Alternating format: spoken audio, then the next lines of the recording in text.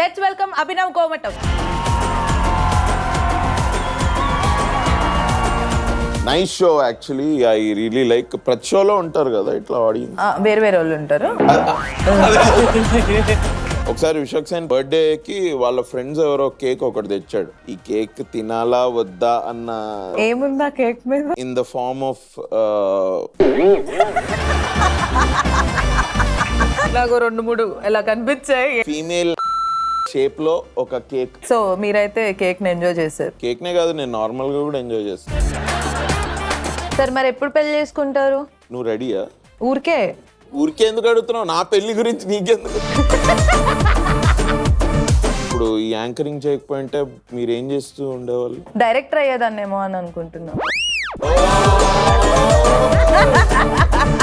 ఆయన కెమెరామెన్ ఇట్లా లేచిండు, డైరెక్టర్ అయితే. సేవ్ ద టైగర్స్ లో స్టోన్ ఏజ్ పీపుల్ గెటప్ వేసారు. ఆ గెటప్ లో మిమ్మల్ని మీరు చూసుకొని మీకు మీరు ఒక డైలాగ్ చెప్పాలంటే ఏం డైలాగ్ చెప్తారు? ఏంద్రాని బతికిట్లు అయిపోయింది.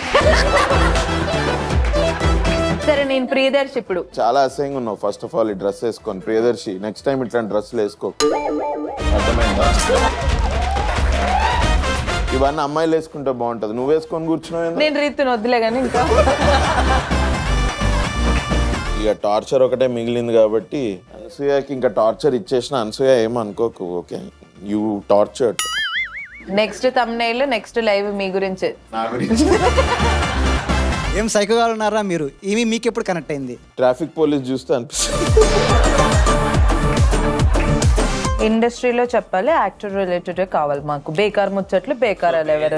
నీకు వైరల్ కంటెంట్ కావాలి. ఎగ్జాక్ట్లీ. ఇంజనీరింగ్ లో ఉన్నప్పుడు సన్నీ లియోన్ ఇది ప్రీవియస్ వర్క్ చూసేవాడిని.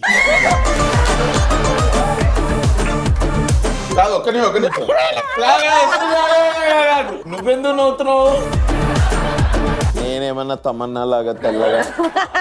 నేను అట్లేం లేనే. చిన్న ఎక్స్పోజింగ్ కూడా లేదు.